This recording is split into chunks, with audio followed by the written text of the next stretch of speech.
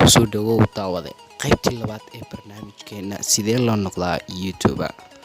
fadlan channelka haddii aad ku cusub tahay kusoo biir oo subscribe saar videogana like saaro si aad u hesho hadalba videoga cusub ee soo gelino insha Allah taala.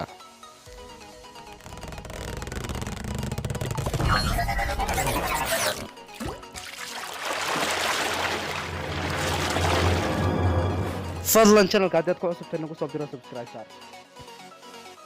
marka aad doorato contentiga ama mawduuca aad soo geliniso channelka waxa lagaga baahan yahay inaad marka hore sameyso channelka aad u dhameystirto wax walba kaaga baahan yahay sameyska channelka.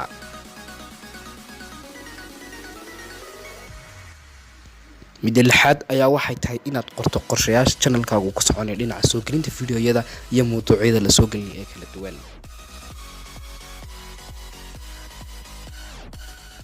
midda toddobaad ayaa ah markaad bilowdo soo gelinta video waxa lagaga baahan yahay inaad fiidiyoyada ku soo geliso habab waa inaad qurxiso thumbnailka videoga aad saarayso ama sawirka saaran videoga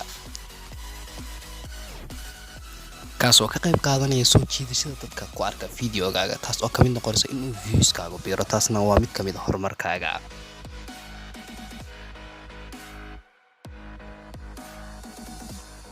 kaliya maaha thumbnailka kaliya balse xataa waxa lagaga baahan yahay title-ka aad ku soo gelinayso waa inuu yahay mid dadka soo jiidan waxayna ka qayb qaadanaysaa soo jiidashada indhaha dadka daawada ama YouTube-ka isticmaala.